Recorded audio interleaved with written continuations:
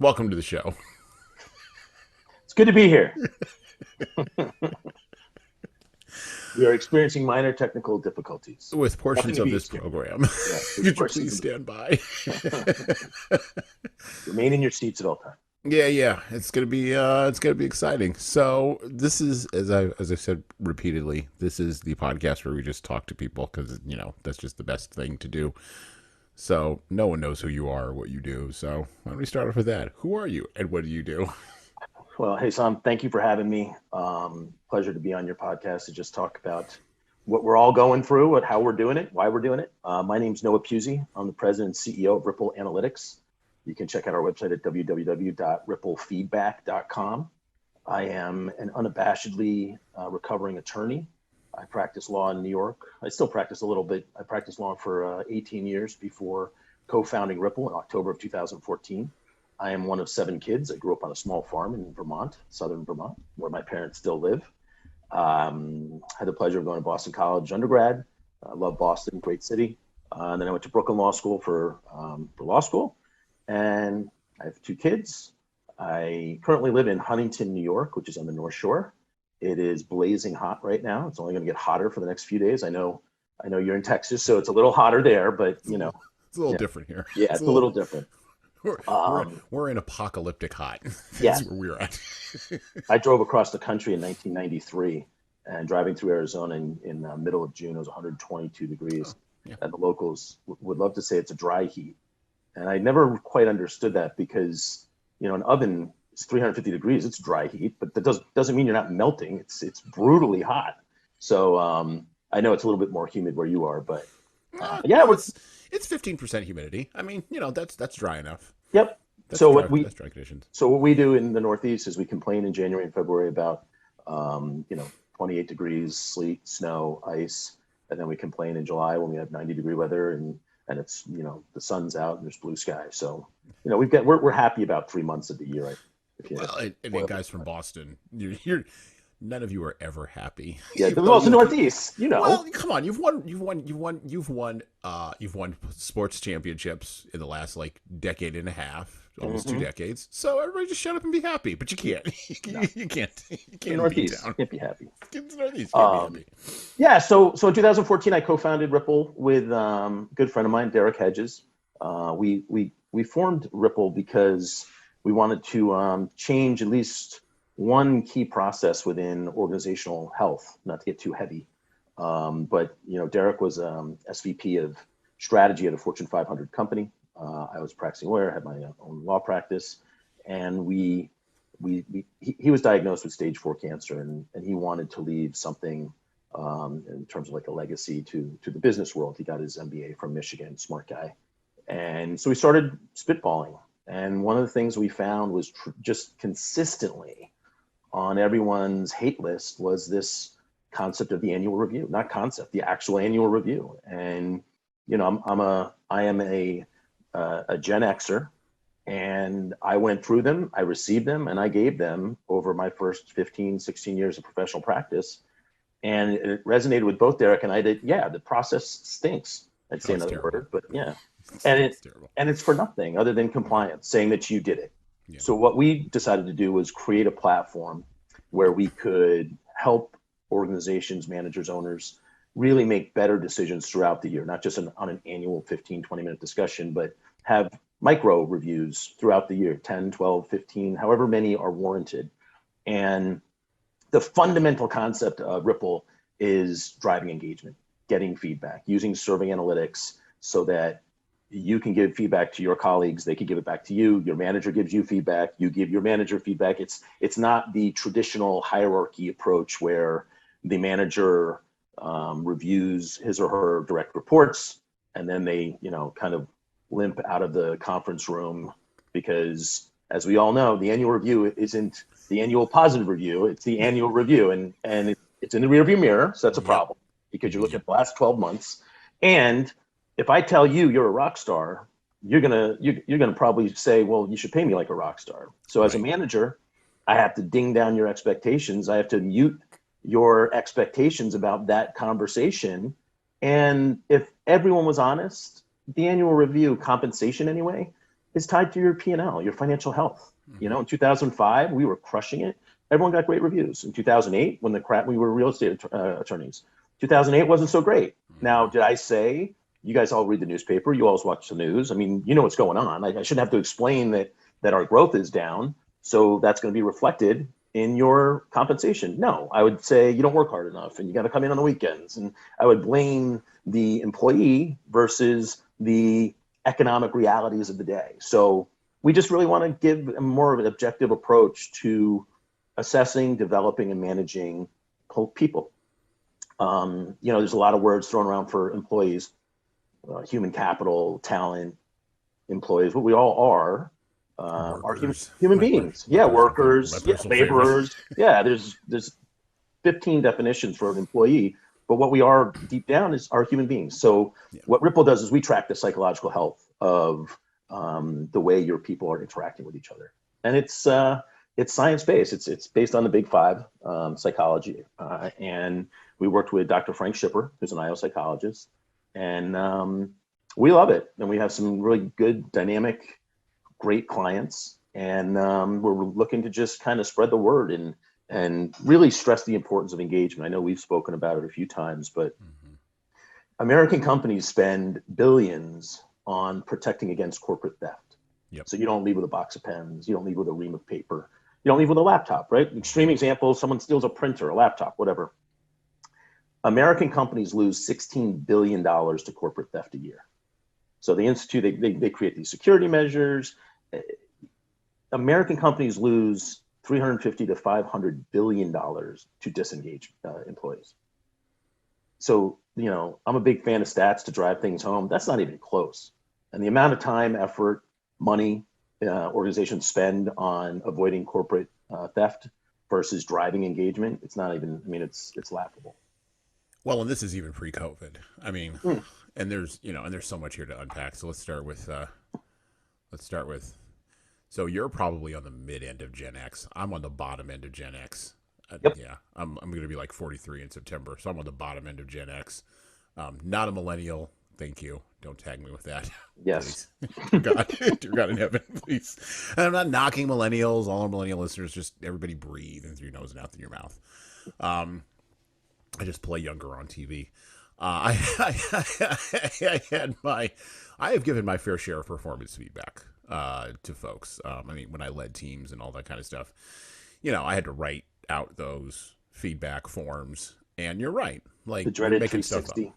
Yeah, you're making stuff up. And I'm not saying that the traditional 360 can't be a useful tool. That's not what I'm saying. What I'm saying is, and I think that this is also what Noah's saying, is that the motives aren't aligned. The organization's motives aren't aligned, the employees' motives aren't aligned, and the manager's motives aren't aligned. And you got all this misalignment everywhere happening. And it sounds like what Ripple does is it gives you science-backed data to lock in this alignment and make sure that people are going in the direction, well, not people, but make sure your entire team and your organization, your culture are going in the direction that they need to go in. Now, you said the term organizational health. This is now the second time, literally today, I've heard that term after I must be walking around in a fog or I must be reading the wrong things, but I had not heard of that term. And now I've heard it 2 times today. Yeah. So walk me through a little bit. And for the people who listen and are watching, what is organizational health? What does that actually mean? Sure. So it means different things to different generations, first of all. And almost every business concept, every title of every process is geared toward whatever generation is implementing, right? So there's 4 major generational workforce components: the boomers, the Gen Xers, the millennials, and the Gen Zers. The Gen Ys are 10, 12 years old right now. We won't have to worry about them for another 5, 6, 7 years. So when you talk about organizational health in 1980, it was almost organizational health equals P&L. Whatever your profit was, if you're 12%, 18% year over year growth, you have great organizational health. Yep. Well, in 2022, we know that the boomer approach, while somewhat effective in 1980, is not effective in 2022. 2018, I think you raised the point earlier, you know, the problems of misalignment with the annual review predate COVID. I mean, it's not, you know, now engagement, the importance of engagement post-COVID, we can talk about that for another hour or two. But Yeah. so when I talk about organizational health, I talk about the entirety of the organization. Who's sticking around? Retention, not just were we profitable last year, but did we lose 5 people off that team that we shouldn't have lost? Mm-hmm. And more times than not, as I hate even quoting the stat, but 80% of people quit their managers, right? Everyone, Gallup loves to tell us that every year. So if you're quitting your managers, then there's an organizational disconnect when it comes to the wellness or the approach of managers and their direct reports. And that can be blamed on a whole host of things, not the least of which is incorrect assessment when you're promoting managers. So if you're at the company XYZ for 10 years and I'm at the company XYZ for 5 years, and the president's going to promote someone in sales, he's going to come to you and say, hey, you've been here longer, do you want it? And by the way, politically, you have to say yes. Because if you say no, I love being on the street, I'm a salesperson, I love, meeting my people, talking to them, but Noah seems to have the skill set where he'd be a great manager, right? Wouldn't it be great if that discussion you had with the president you could have, but you can't have it. You can't have that. Yeah. And the generational workforce is part of that issue, because the older Gen Xers, the younger baby boomers, they learned 35 years ago from people that said, if you don't want a bigger car, you don't want, a bigger expense account, you don't want a $20,000 salary increase, because no, I like doing what I'm doing. And you can also reward me for being honest and being transparent about how I see my role in the company. And that's organizational health. There's do the owners, leaders, executives appreciate the changing times? And, you just have to, Jamie Dimon's the easiest example, right? So he comes out and says, I want everyone back in the seats, because that's how, basically God intended, corporate America to have people in their chairs. Oh, okay. But you're taking your limo from your penthouse in the Upper West Side down to your Midtown office 3 times a week. Meanwhile, you're telling everybody that hour and a half, 2-hour commute on the Long Island Railroad is what you have to do, or else you're going to have to find a new job. Well, the 25 to 40-year-olds, 45-year-olds even, are saying, okay, we'll find a new job. And that's, and again, organizational health. Really, you could also kind of phrase it as organizational connectivity in terms of how your executives, leaders are interacting with managers and their direct reports. Okay, and again, you said a bunch of stuff there, so let me go to the core of it. No, this is good. You said a bunch of stuff there, but let me go to the core of it. So at the core of it is this generational shift that's happening in the workplace. And you're seeing this post-COVID with, and a lot of, and I point this out repeatedly, not on this podcast, but on the other one that we do, but I'll point it out on this one too. This is something that started pre-COVID and was in drips and drabs, and I noticed it, and you probably noticed it starting back in 2015. You were noticing it. I was noticing it in 2013 when I quit my job and started this thing. So this has been coming for a while, and I would stand in rooms doing the other half of what Ripple is engaged with, which is that leadership development part.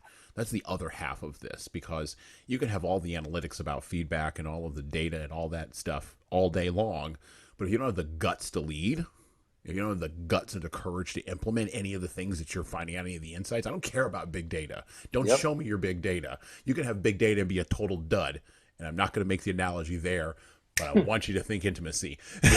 You can have all the data in the world and be a dud. And so you need leadership. You need the courage and clarity and candor of leadership to actually implement from the insights that you're getting from this data. But we are in a midst of a shift right now where the infrastructure from the Industrial Revolution, and I mean the emotional, psychological, social, cultural infrastructure, not the actual buildings, those will be around for a while, but the immaterial structure is going like this. And Jamie can hear it. May I call you Jamie? I'm going to call you Jamie. Sure. Jamie can hear it. Jamie can hear it, and Ray Dalio can hear it, and Stanley McChrystal can hear it, and all these guys selling books can hear it. They can hear the rubble collapsing. Will there be some things that will be the same with the millennials and the Gen Zers? Absolutely, for sure, because some things don't change. But like, management didn't come from God. It's not a tree. It's a television. And eventually, at a certain point, it stops working. I remember I was saying years ago, we made the organizations that we have. Human beings can unmake them, and you can make something else and something new. And I think that's what's at the core of what you're doing with Ripple Analytics. Yeah, I mean, obviously, you raised a bunch of points. I just did this Just a lot. nod your head. Yeah, I mean, listen, if you're doing anything for the purpose of just doing it, meaning you're collecting data, feedback, and you're crunching it, and then you don't do anything with the data, it's actually more negative on the organizational health of your company than if you don't do it at all, which is bad, because I went through the 350 to 500 billion dollars of disengaged employees cost your companies, but to kind of front as a leader that says, oh yeah, I'm dynamic, I'm emotionally intelligent, right? You hear all those phrases thrown around, because I see the importance of engagement. I see the importance of feedback. And then I get all this data, thousands of data points for my hundreds of employees over the course of a 12-month period. And I don't do anything with it. Right. So your people are like, okay, cool. Noah gets it. Jesan gets it. Like he's forward thinking. And I'm a 33-year-old millennial, right? You know what? I think my company's different now. I like it. And then 6 months go by. Then 9 months go by. And then you're up for your compensation discussion. So you go meet with your manager, and I don't know, maybe you're a total rebel, and you ask your manager, listen, whatever happened to Ripple? We were, filling out those surveys, and I was giving anonymous feedback to my coworkers. I was getting feedback. I saw some of the areas that I really excel in, some of these personality traits that really fit my job title. What are we doing to, further the goal of gathering the feedback? Where's leadership? Where's enlightened leadership? You love these catchphrases, right? Because I love these catchphrases. So I attended a webinar last week for 50 minutes on enlightened leadership. Guess what? Now I know those 5 points of enlightened leader. I can hold myself as an enlightened leader. That's it's not true. No, it's not. So what do you do with it? And I think you're right from an organizational approach to the changing nature of, honestly, the generational workforce. I mean, millennials and Gen Zers, boomers know that feedback's out there and that people are, clamoring about gathering it. And I think I'm going to have to use it to make some decisions. My generation, our generation, Gen X, we know that feedback's important. We know that, we have the ROIs. We have engaged employees are 81% less to call in absent, right? Engaged employees are 23% more productive. I'm sorry, more profitable. 18% more productive. So we know the ROI. I mean, yeah. And then the millennials and the Gen Zers, they need it. They expect feedback. And so if you don't give it to them and you don't use it and show them that you're adopting solutions based on that feedback, it doesn't mean you turn your organization upside down, but you have to have some usage of the feedback. And there's 3 different general reactions to the feedback Ripple gives a leader. Excitement, because they succeeded. They've got a great culture. They've got strong, self-aware employees, and the data backs that up. Total disappointment, because they thought it was going to be an exercise to just validate how great their company is. Meanwhile, no one likes their managers. No one respects leadership. And it's really a shock. And then somewhere in the middle. And the somewhere in the middle is generally where organizations fall, where they have some outliers. You have 100 employees. Ripple's going to confirm that you have 70, 80, employees who you think you have. Because if Ripple confirms that you don't know anything about your company, then, that's where you come in. Because Ripple is an MRI machine. We are not the doctors. We don't set the broken leg. We tell you that you have a broken leg. And you need bigger help that we can refer you to. So in that shift, you said Gen Xers know they need the data, and I also think there's a couple of other dynamics happening which I would add on to that. They know that we know we need the data, and it's been a real work struggle to overcome those boomers. Like, millennials don't understand. It's been a real struggle to just get a little bit of out of the claw of that dragon. I fought for 6 months to get casual Fridays at the firm I managed back in the late 2009, 2000. Right.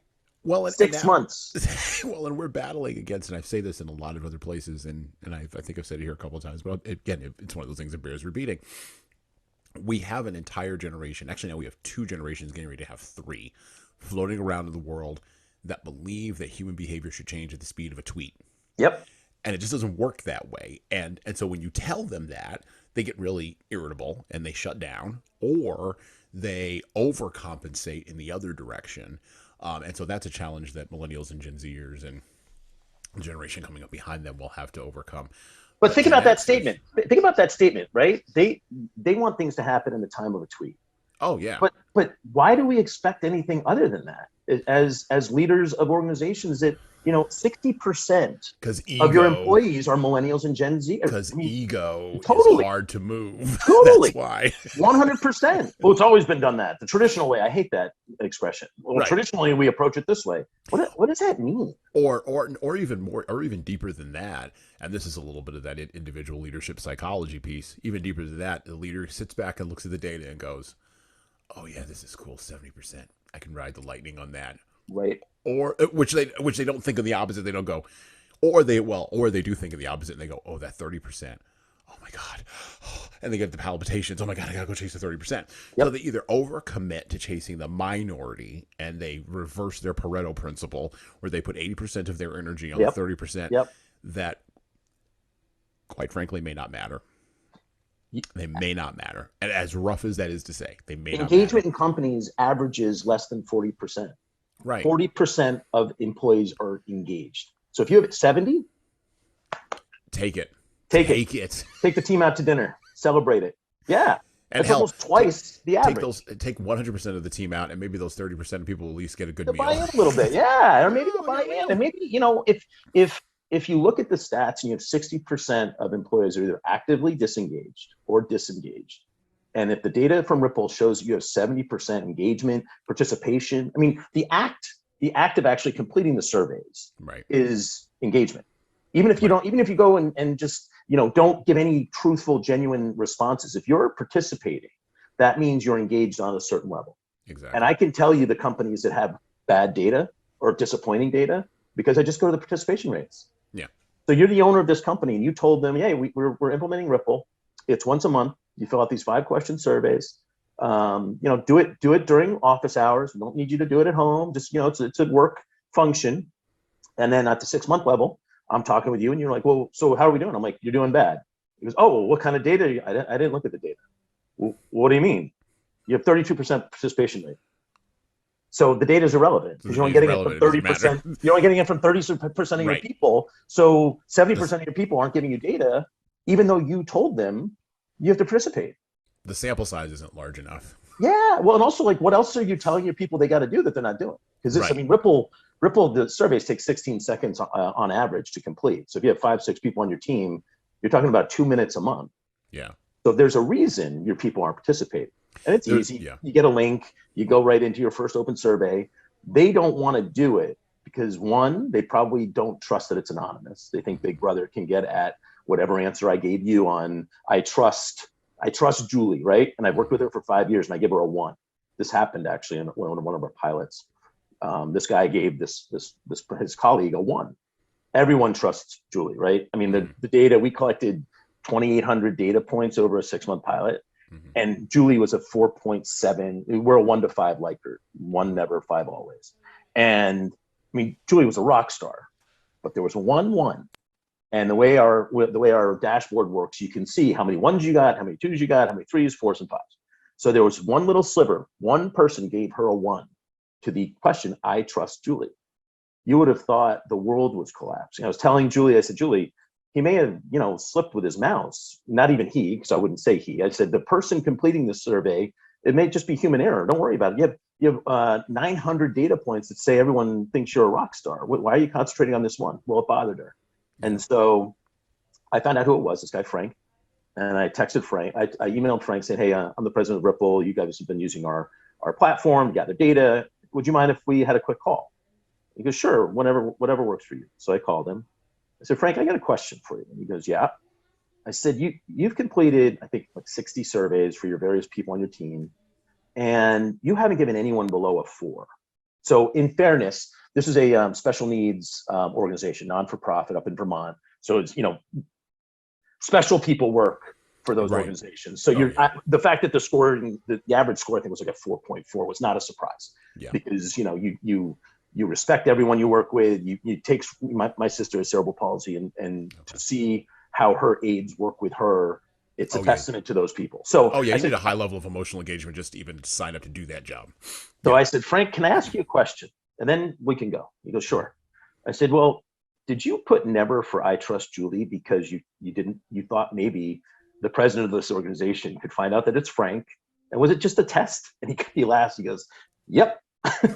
So, when you react to data on a one single data point, you're missing the boat. You have to look at it cumulatively over time, and then adopt a process to as you mentioned earlier, to utilize the data in creating better workplace environments. And again, not to beat a dead horse, but now in terms of the workplace environment and interacting with your colleagues, I don't know if there's been a more important time in history where you need to show your people that you care about that component and that you understand the importance of it, and not just the ROI, 81% less absenteeism and 23% more profitability and all that kind of stuff, because that's what leaders do to decide that they want to drive engagement, right? The Mm-hmm. ROI is the biggest ROI is showing your people that this is important, Yeah.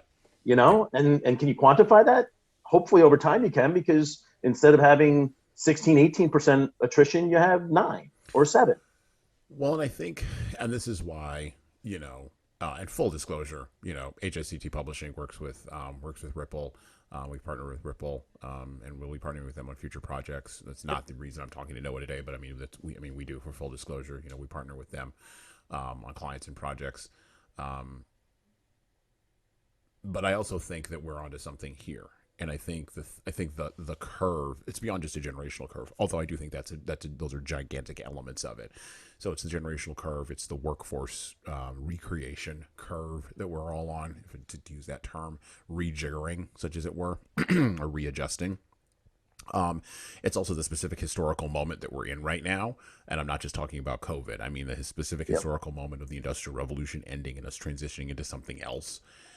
So we're in all these different curve points, and I think that Ripple and other analytics organizations that are forward thinking and are moving ahead, partnering with leadership development organizations that are forward thinking and moving ahead, and consultants and other folks in the space, are creating an entrepreneurial basis for the nimble, and I'll use the popular term, agile development of organizations that can actually be, and I'm going to use a Nicholas Nassim Taleb term here, which you may or may not be familiar with, but they can actually be anti-fragile.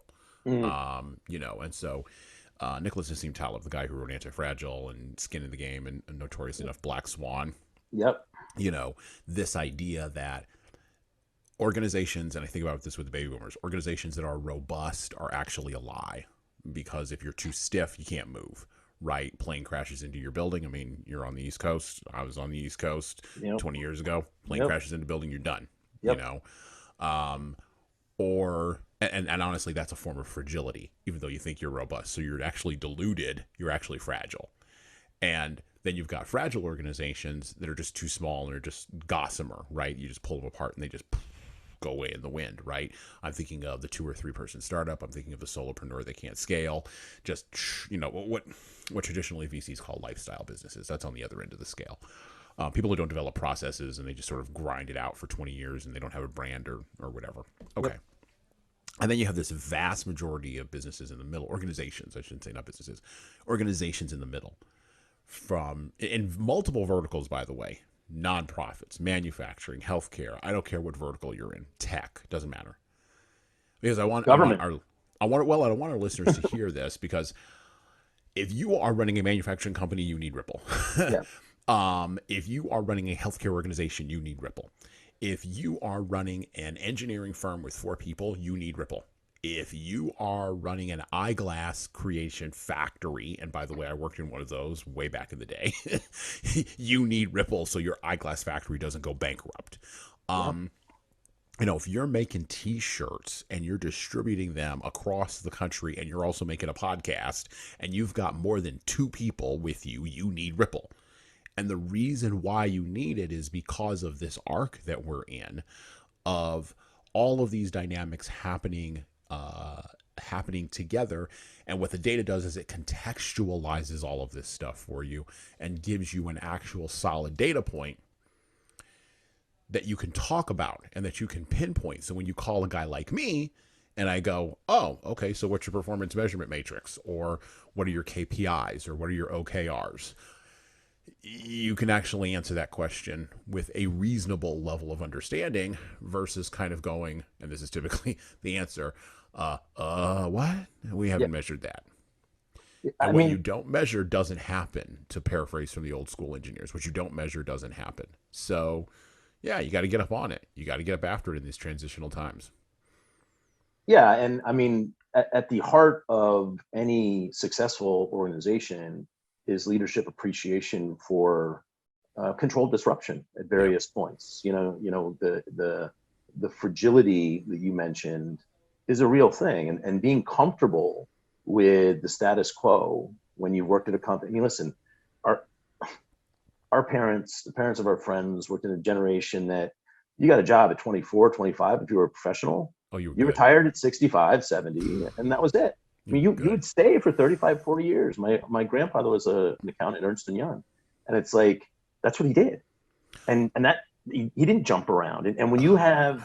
market conditions the way they exist right now, and I agree that there were a lot of these conditions that existed pre-COVID, and COVID just kind of um, Poured accelerant over inflated. everything. Yeah, Yeah. yeah, yeah, Yeah. gasoline, and Yeah. um, I think when you have that different appreciation for, there's no loyalty. Boomers will say there's no loyalty with the younger workforce, but is there loyalty to changing and adapting with your leadership role for those same 28, 29, 32, 35-year-old employees? And I would argue that a lot of organizations miss the boat on that, because even if they use a tool like Ripple, right, a platform that allows you to gather, crunch, manage, develop your employees, if you don't use it, if you don't have professionals helping you use it, helping you harness the information you're gathering so that you can make objective decisions, finding out what skill sets, what positive attributes a certain person has, and then honing in on those. If I'm naturally conscientious, if I'm naturally committed,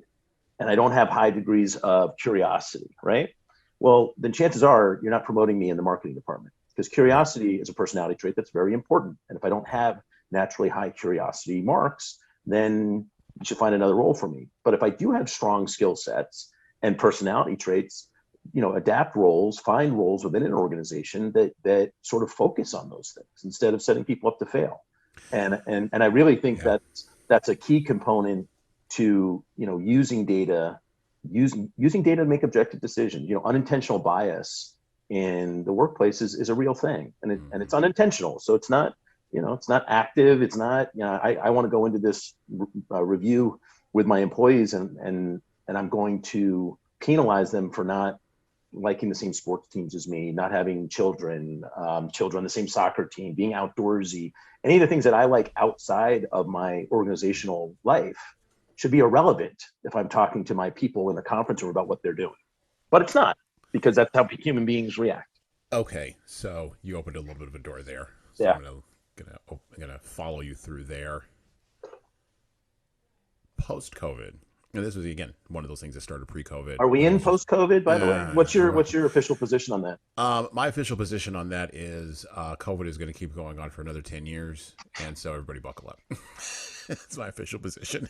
The worst word I've ever learned, and I knew it before 27 months ago, but I hear it all the time now, is variant. I Oh hate yeah, that word, variant. variant. Variant. I mean, just What is like and what? Well, I was reading a thing the other day, and now we've got and I shouldn't. I'm not joking. I want to be very clear. Anybody who I'm got not COVID, either. this is Yep. terrible.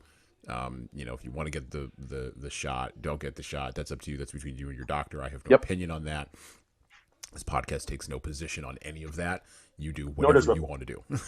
Nor does Ripple, nor does Noah. Yep. Of course, we have our own opinions. We're thinking human beings, but do Yep. what you want. It's between you and your doctor. And by the way, don't advertise it on social media. Yes. It's not a Agreed. signal. It's not a virtue signal. You're not better or worse. Yep. Just stop it. Agreed. Anyway, that I take a position on publicly. Yep. But we're now in the position where we now have big letters, capital letters, and small letters and periods with like followed by numbers now. This is how you know we're getting serious. Mm-hmm. It just struck me the other day. I was like, oh, we're now doing like chemistry numbers on like on like variants. Well, this is interesting. This is where we're at. Yep. Okay, so now we've opened up an entire new level of the alphabet to be able to categorize whatever's going to happen for, as I said before, my official position, the next decade. I'm hoping it's not a decade, but I certainly share your belief that it's not going away anytime soon. Well, just realistically, I mean, again, looking at the history of pandemics in general, it Mm-hmm. takes 10 to 20 years to get, it just takes humanity it just does. And again, just like we want our human behavior to change at the speed of a tweet, we want COVID to be done at the speed of a tweet. Yep. And COVID doesn't care about Twitter. It actually doesn't get, we finally ran across something that doesn't care about whatever Elon Musk is doing over there on that platform. Right. It doesn't Yep. matter. Yep. So, no, I think you've stumbled on a couple of things here that I want to explore. And the biggest one is, so our population, I've been looking at this geopolitically for the last 6 months or so. So in other countries, due to their child replacement policies, demographic cliffs, other countries are hitting demographic cliffs. Russia, China, Argentina. I'll throw in a few in there that we don't normally think of. Libya, Japan, but Japan for a long time. But anyway, hitting demographic cliffs. And what that means is the number of people that are having children that have enough to replace them is basically going upside down. So you have more Yep. old people than you have young people. And in most countries in the world, I'm going to make a visual here for those of you who are listening. It looks like an upside down funnel Mm-hmm. where the big part is at the top. That's the baby boomer generation. And then it narrows down to literally nothing. And you can track this because of you can track this as a parallel to this demographic challenge as a parallel to the geopolitics of globalization over the course of the last 80 years since the end of World War II. Okay. In America, however, we kind of go top of the funnel. Then we have a narrow in the middle one. That's the baby boomers to the Gen Xers. It's narrow in the middle, and then we have a bulge, and then we go back down again, right? So we're actually a little bit better historically speaking on the demographic cliff, although in the first analysis of demography after COVID, the data showed, your data guy, the data showed that America has fallen below replacement rate. Historically speaking, countries never come back once they fall below that. They just never do. It's a continual decline. Okay. That's one data point. Second data point in my question, or in my thought. Second data point. We are already beginning of the process, and we're at the beginning of it, not in the middle of it, of algorithming and AIing away the left brain stuff, the skill set stuff that human beings used to be able to do. Mm-hmm. Eventually, there will be an AI assistant for a plumber. It will happen for sure. That's on the horizon. Mm-hmm. No way around that. What that means is that bulge in the middle of people, even if they have a bunch of kids at the bottom, which they very well might, actually, the data's still out on that. But Technology's going to replace them. Yeah, right, exactly. Who's going to do those jobs, right? And let's say it doesn't have a bulge. Let's just say it does, like in France, it just narrows and narrows and narrows and narrows and narrows until you're in a demographic nightmare. Right. You need more people. You need more automation, not people. You need more automation and more robotics to do the jobs of the future that people used to do. That's data point number 2. So now you've got demography and you've got technology meeting together to solve a problem of people. What that means is in organizations, your teams go from being gigantic whales, but don't get me wrong, those will still be around, but they go from being gigantic whales to being small shops. And I started tracking this, probably about 5 or 6 years ago when I realized, oh my God, 4 people in a room can make $100 million. That's insane. That would have never happened in the Industrial Revolution. And by the way, I'm not exaggerating. You can get 4 people together that can create a software or hardware solution to a problem and can make $100 million. That's not a joke. That's a small, and by the way, that used to be a mid-sized business. Yep.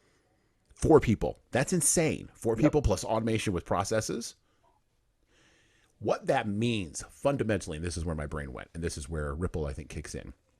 Where that went was, okay, so all the stuff that the Industrial Revolution people said on Mad Men about, I don't really think about you, get away from me, I can replace you tomorrow, Yep. all of a sudden goes out the window because the teams are smaller, which means we have to do more work that matters. And the work that matters is not left brain work, it's emotional work, which gets me to my question.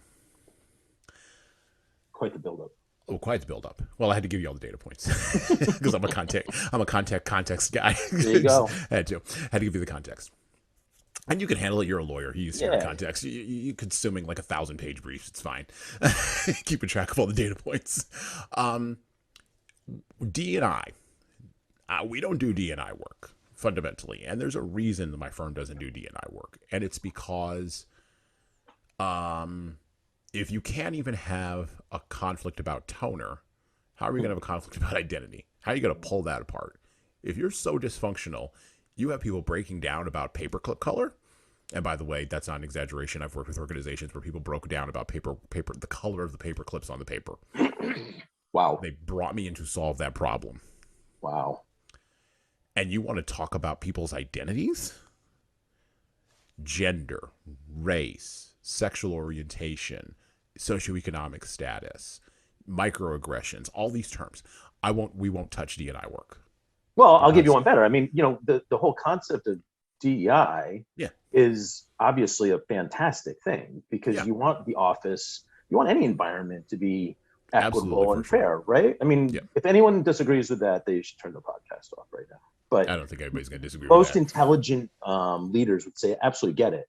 But how do you institute something like that? I think to your point, Yeah. where if you won't answer a question, like the example I gave you for the 32% participation with Ripple, Mhm. you won't answer a question. Noah thinks thinks of consequences before making key decisions, right? That's a Ripple question. Mhm. So if you won't answer that question in the survey, I mean, what are the chances you're answering the DEI questions or going through these workshops in an honest, genuine, transparent way? Oh, you're not. I think it's very difficult. And we actually did an exercise.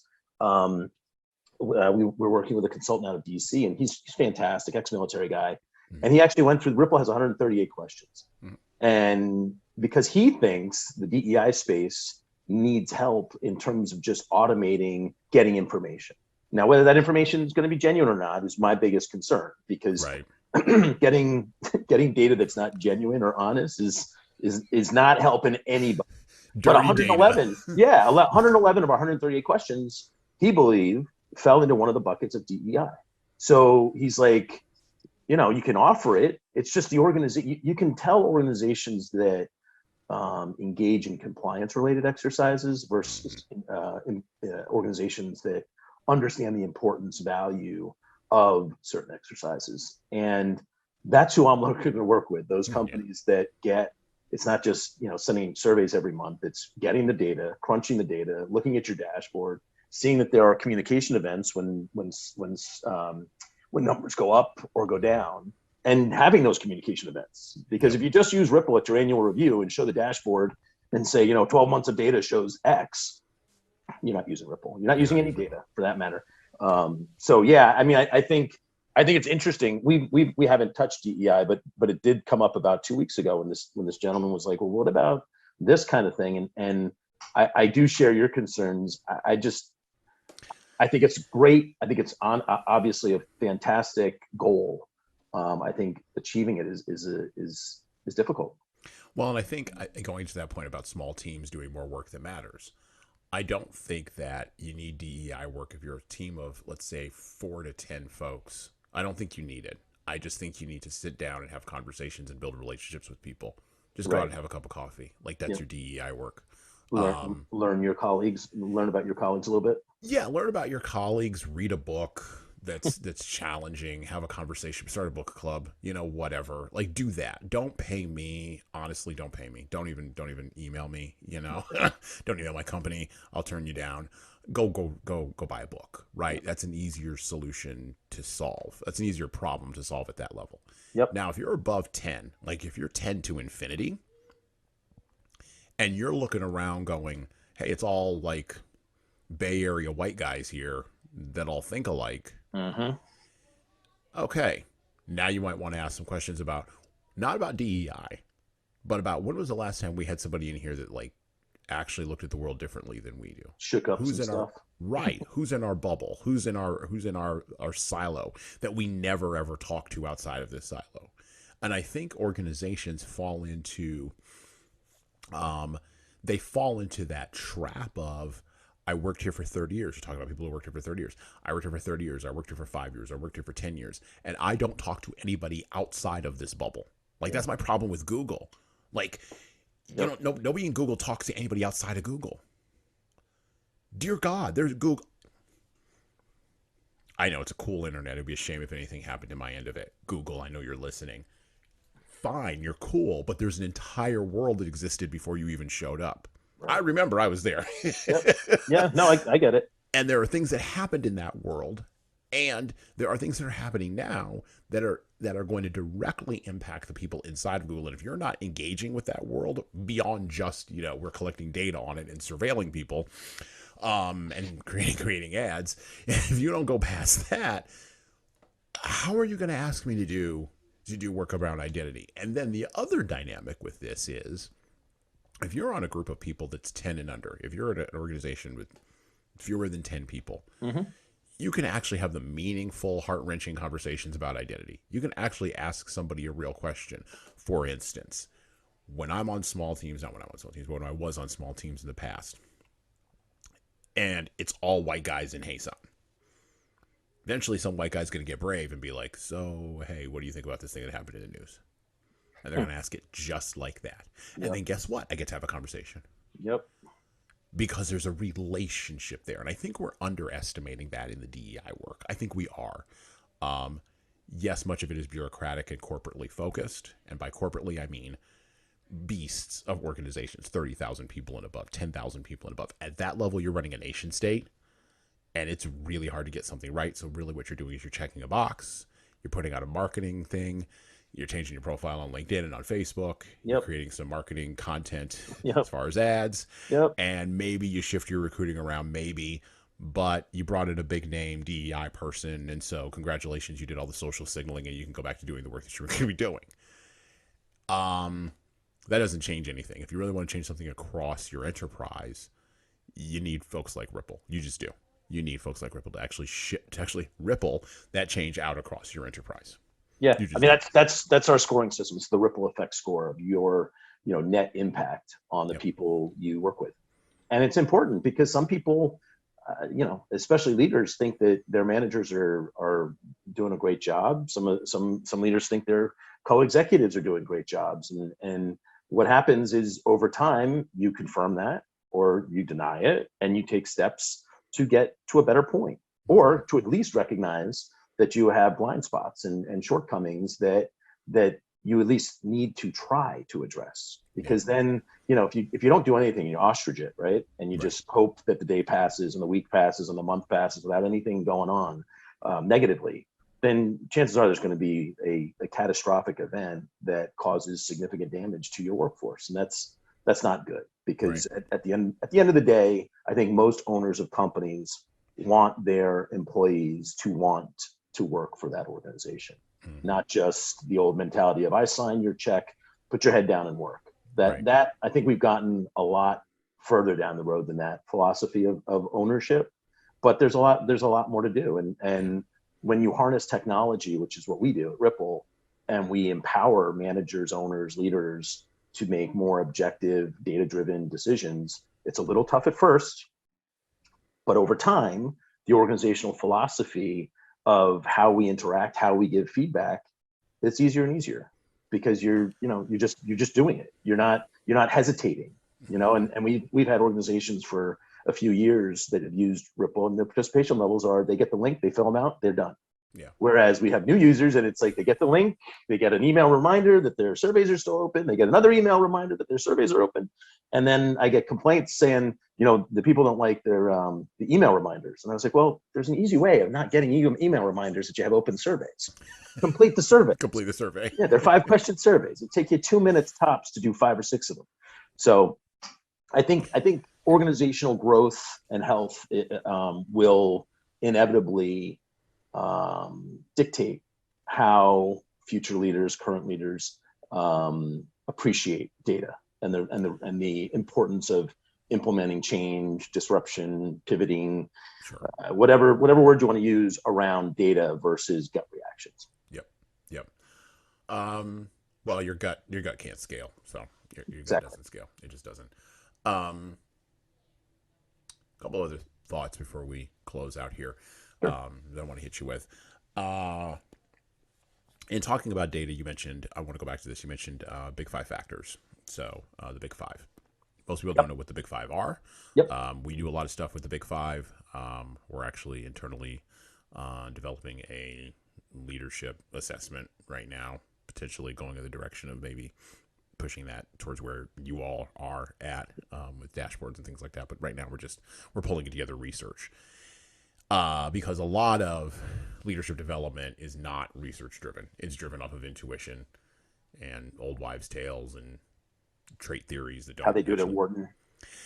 yeah, well, and Yeah. trait theories that don't match to real life, which is Yes. why when we published, or when I published my third book, 12 Rules for Leaders, I was like, this is not a theory. These are actually things that we've done. Right. I was very clear Tried on and saying true. that. Tried and true. Yep. 15,000 managers and supervisors across multiple organizations. This is what we know works. If you want to slap a theory name on it, you can call it intentional leadership, but that's not a model that we're pushing. Yep. We're just saying you want to apply this intentionally and effectively and practically, right, to your problems. Okay. In looking at the big five factors, one, what are the big five? And two, what does it mean to be high or low in them? And why is that important for engagement? Okay, so OCEAN is the acronym for the big five. We have taken some of the more clinical components. So OCEAN, O is openness. We have curiosity that matches up with openness. C is conscientious in OCEAN. We kept conscientiousness. Committed, are committed is extroversion on the big five scale. Cooperation is agreeableness, which is very closely tied. And then consistency is neuroticism, and consistency is the opposite of being neurotic, right? So that's what they are. Why are they important? Because all humans exhibit these personality traits. They're granted, a lot of the basis and foundation for them are learned by 8, 9, 10 years old. But if you can appreciate that one of your coworkers as a manager is not naturally conscientious, and what Ripple does, I'll tell you in 2 seconds, then get him or her out of jobs that stress conscientiousness. So Ripple is all a system of surveys from your colleagues that give you feedback throughout the year. You also complete a self-survey at the beginning of the year. And your scoring of the same questions that your colleagues are asked are then married up to the colleague information. And let's say you give yourself a 4.1 in curiosity, and your colleagues give you a 4.0. That means you're self-aware when it comes to curiosity. You're not a 5 out of 5, but you know who you are. You're naturally pretty curious. If you give yourself a 4.6 in cooperation because you're a manager and you think that's what you need to give yourself, and your direct reports give you a 2.8, that's a totally different exercise. Yeah. And so then you take that information. Why is self-awareness important? Self-aware people are happier, they're more productive, they're better resources on a colleague-to-colleague relationship basis, and they stick around. So if you have self-aware people, they're not faking it, they're not some monster in meetings, but they're actually a teddy bear when you go into his or her office after the meetings. If you have someone that thinks they have to play the tough leader instead of the effective leader, that kind of stuff, you have organizational malfunctioning leadership. Whereas if you can show the self-awareness and the fact that people are generally, and again, it doesn't have to be 5 out of 5 for each of those personality traits. Just right. It gives managers the ability to say, okay, so if Noah's not naturally cooperative, why am I putting him as a manager of this project for a client I know is very difficult? Yeah. Because you're putting Noah in a position to fail. So the importance of the big five, they were first identified back in the 50s by the military, is that we all exhibit them. And what you really should be is your closest, truest self 24/7. So you shouldn't be this tyrant that comes in Monday morning and screams at his or her direct reports, but then at a barbecue on a Saturday you're totally social, nice, warm, congenial, and you should be whoever you are, because quite frankly, at that barbecue, you might be faking it, and maybe you're just an angry person that clouds his or her existence on the weekends. Meanwhile, you're just a tough, arrogant person. Own it. Right. Especially, I mean, I'm 50 years old. If I'm not naturally conscientious by 50, I, chances are, I mean, I can learn the importance of Yeah. being a little bit more conscientious, or what that kind of impact has on my team. But I've learned these. I mean, I've been who I am in large degree, personality wise, since I was 8, 9, 10. Yeah. Thanks to my parents, my friends at the time, my teachers, my Yeah. family, all those things. So it's okay not to be a 5 out of 5. And one of the key tenements for Ripple is the fact that everyone doesn't have to be perfect. Yeah. You don't, everyone isn't going to be a 5 out of 5 self-aware on all 5 personality traits. Yeah. A lot of people are going to surprise you, and you're going to be like, okay, well then why the heck have I been putting that person in this role over the last couple of years? Of course he or she's miserable. That's not playing to his or her strong suits. Yeah. And then just one more plug, Ripple, you talked about KPIs earlier. We can customize the platform to gather data along any KPIs, OKRs, however other 3 initial goals you want to talk about. So we can customize that, and then you have a dashboard for those KPIs, and then you also have the Ripple, the Big 5 personality trait analysis. Okay. Yeah. Yeah, and I'm seeing a lot of Big 5 stuff coming. Well, not More stuff, and but more. more. Yeah, which I More and think is more. an overall good. Yeah. One Well, thing I it's would say. validating to me. I mean, we started it. Oh yeah. We identified it in 2014 in terms of the importance of driving engagement around those Big 5. Yep. So as much as I don't necessarily like other people doing what I'm doing, it definitely validates what we have been doing. Well, and I will say this. I mean, look, there's a lot of assessments on the market. The top 5 ones, particularly in the personality area, are Gallup Strengths Finder or Strengths Quest, depending upon which one you want, Yep. which term you want to use. DISC is still the big boy. Yep. Myers-Briggs and BTI, which has some shady science behind it. Yep. And I use the term science in air quotes. Yep. And I said that, not Noah. Yep. Some shady things there. Hogan's assessment, which I don't really find necessarily always to be valuable. And then one more, which we actually do use, the True Colors inventory, which does have multiple elements of the Big 5 in it, and aligns very closely with the Big 5, but then wanders off into some other things. Now, increasingly, I'm seeing organizations using the Enneagram. I'm seeing that pop up more. I will hold my powder on that one. Keep my powder dry on that one. But these assessments sort of circle around, and then one will pop up in an organization.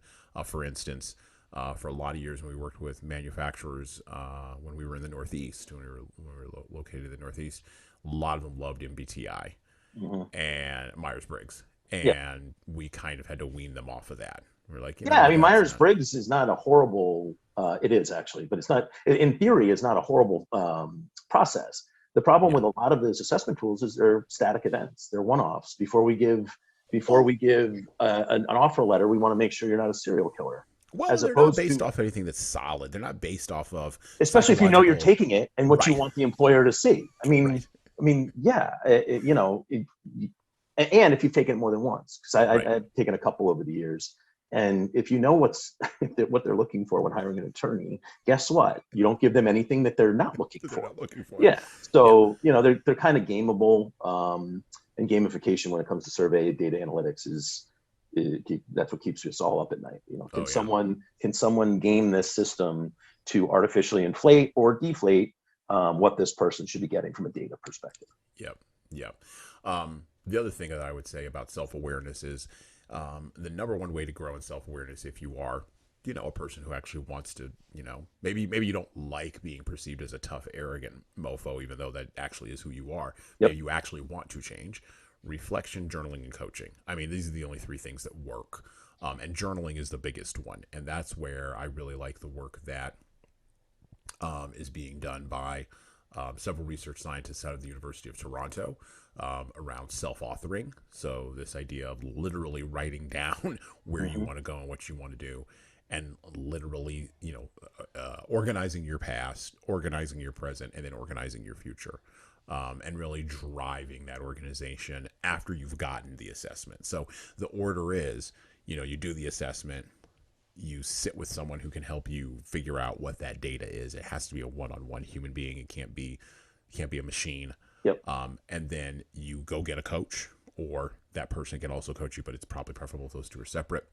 You get a coach. That coach works with you through whatever your top 5 things are that you want to get better at, as a leader, and not manager and supervisor, as a leader. Because if you're a manager, here's a tip for you. If you're a manager, you're a leader. Congratulations. And if you're a supervisor, you're a leader. Yeah, Sorry. you should be. You should be. No, actually, not even should be. You are. Yeah. I'll go full. Oh, right. You're either a good leader because you recognize that you're a leader. You're not so great. If you're not so great. You're a mediocre leader, which is even worse than a bad leader. Mediocre leaders are worse than bad leaders, and actually more toxic to the organization and the health of the organizational body overall. But yeah, you do the assessment. You figure out what the means of what the actual assessment is telling you about what you need to change and shift. Sit with the coach and do that, and then in the back end, actually do the authoring piece. Reflect on your experience. And it's weird because what writing does as a fundamental tool for human beings at a psychological level is it actually opens up different levels in your head, and opens you up to new knowledge. There's some interesting research in the neuroscience literature about the impact of the actual act of physically writing and what that actually does in your brain with dopamine and epinephrine and other neurochemicals that actually open up your neocortex and engage your prefrontal cortex in different kinds of ways, which allows for emotional and psychological growth over the long course of time. Interestingly enough, we're looking at some of that data because for leaders, I can't think of a better thing to do than reading and writing. I don't understand why you wouldn't read and write if you're a leader. Anyway. So last question, and I want to thank you for coming on. Thank you for your time. It's been fabulous. We will have links to Ripple's website. We will have links to where you can find Noah. You'll be able to bother him all below the player in the show notes, both here and on YouTube. Final thought or final question. Organization. And I've been holding off on this one for a little while. Organizational culture. You said organizational health. Where does organizational culture fit in, and how can Ripple help us get to establishing, and I think you probably already given the answer, but I want you to kind of solidify and land on it for us here at the close. Solidify, how can it help us solidify where culture exists? Because sometimes you get executives, I get this all the time. I'll say, well, what's your culture? And they're like, I don't know what that word means. And I'm like, well, here's my definition. It's everything you do that's outside of the hard skill stuff. How you walk into your office on a Monday. That's culture. Oh, well, I don't know. I don't pay attention to that because it doesn't match with the P&L. I can't track that, so I don't know. But that's impacting your people. So what's your definition of organizational culture, and how does Ripple push organizations to develop better ones?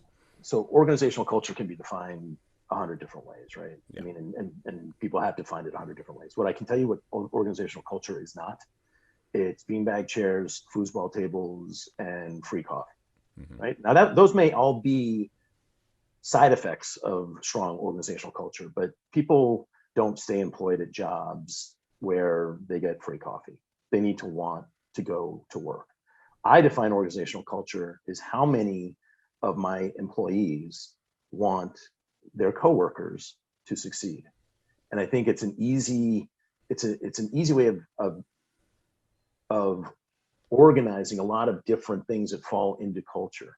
I think if everybody in an organization wants their colleagues to succeed, that naturally the end result is success. And I think if you have strong, competent, forward-thinking, dynamic, so a couple other, emotionally intelligent leaders that foster that kind of awareness and really celebrate success just as much as they try to fix failure, then strong culture naturally evolves. We were short little story, and then maybe we can wrap this up. We were pitching to a big cosmetic company, and they bought Bain in to do a consulting gig to find out how strong their organizational culture was. And essentially $7 million later, they had asked 70,000 of their employees, huge cosmetics company. The following question: would you refer a friend or family member come work at this company? And so the executives, managers, leaders, they all thought it was going to be in the 82% range. It was 23%. So 23% from the employees, and it was anonymous. So Bain actually thinks the number was actually about maybe 19% because some of the people that said no didn't know if their name was attached to it, so they said yes. Yeah. That culture is horrible, right? That's not good. But what did the company do with it? They buried it. They didn't say, listen, people, we know 23% of you, only 23%. 3/4 of you would not refer a friend or family member come work here. What's going on? How do we do that? So you can't have strong culture without communication. You can't have strong culture without engagement. And one of the points you initially raised, you can't have strong culture if you don't do something with data, with information that is thrown at you, given to you with the expectation that you're going to do something with it. Because then people don't, there's no buy-in. If leadership is not buying into their own processes and goals, you can't expect to have strong culture. If you're not eating your own dog food. That's exactly right. Yep. Final thoughts. Anything we can do for you out here? Final calls to action. Anything we can do out here for you to spread the word about Ripple, about Noah, even about the work that you're doing with organizations and with cultures out here? Yeah, I mean, what the goal of Ripple always has been is to make workplaces better places to work. You know, maybe you're not hopping and skipping to work in the morning, but you're not dreading it. And there's a lot of in between there. So when I'm asked what kind of calls to action, evaluate your own process for assessing, developing, and managing your people. You know, organizational change is necessary for proper, healthy growth. So if you have a process that you don't think works, and you just keep doing it because you've always done it, change. Or as the CEO and president of Accenture did back in 2016, he said, if no one can tell me why we're doing the annual review, there's no ROI, there's no net positive value to doing this, we're not doing it. And then when someone suggests in 2018, 2020, there's something that is effective and there's a reason to spend thousands of man hours on this process, then I'll consider it.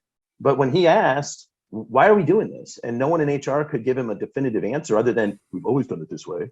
I mean, that's a problem. So what I always ask is any listeners who can, first of all, can you tell me what your formal process is? A lot of companies with 50 employees and under, it's the Wild West.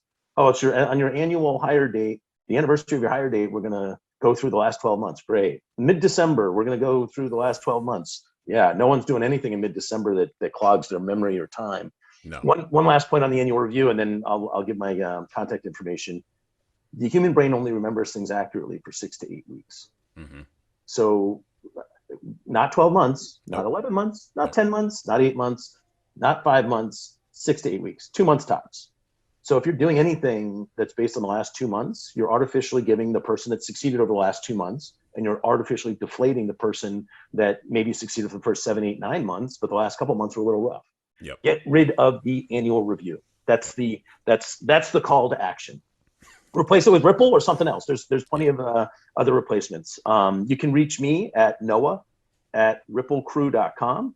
You can check out our new revamped website at ripplefeedback.com, and try us out. We've got specials for listeners of this podcast. Just reference that you listen to us today, and I'll give you a 50% discount on the first 6 months. Do something about it. If you don't like a process, and this goes for talent assessment, development, and management, it goes for everything in your organization. If you don't like a process, change it, and your people will be happier for it. They'll respect you for it as a leader. So we will have links to the website, and we will have that offer in the show notes as well. That way you can click on that and get that from Noah and Ripple. Awesome. Well, this has been great. This has been a good, solid conversation. I think we covered a lot here over the course of the last hour and 15 minutes or so. Got into a lot of good stuff. Look, if you want to develop your leaders, and this podcast is not necessarily hyper focused on leadership. This podcast is a grab basket of a lot of other different things, or a lot of different things that really interest me and are engaging to me. But one of the most interesting and engaging things for me is leadership. I do believe fundamentally that the only way we can get out of problems that we are in is through leadership. But if we don't know what we're doing, if we don't have a map, we are blind in the territory. We're groping along and we're going along on intuition. We're making bad decisions. We're falling into switchbacks. We're falling into traps. And eventually, by a miracle, we may get to our goal. We may get to the where it says on the map. But hope is not a strategy. It might be a place in Arkansas where the former president Bill Clinton is from, but it's not a strategy. And by the way, I've been to Hope. Anyway. Not a lot of it. I love my listeners in Arkansas. I love all of them. But, really connect with Noah, connect with Ripple. If you don't, you don't want to connect with Noah and you don't want to use Ripple, use any other analytic service you can. Get some measurements around the performance and the engagement of your employees. That way you actually understand what is happening on the map. Remember, in the land of the blind, at least at minimum, the one-eyed man is king. Or woman in this case as well. All right. Thanks, Noah, for coming on the podcast. I appreciate it. Thanks for having me. Had a great time. All right. Wow, you liked that video, huh? That was a pretty good interview, wasn't it? If you'd like to see more of this, please subscribe to the Jesan Sorrells Audio Experience video channel here on the Jesan Sorrells Presents video channel here on YouTube. Just hit the button somewhere in this thing here. Hit that button and subscribe. You'll get more videos, and when I upload more videos, you'll get the notices. I also wrote a book, 12 Rules for Leaders, The Foundation of Intentional Leadership. Go check that out on Amazon and Barnes & Noble today. And thank you for your support with everything that's happening inside of this box right here.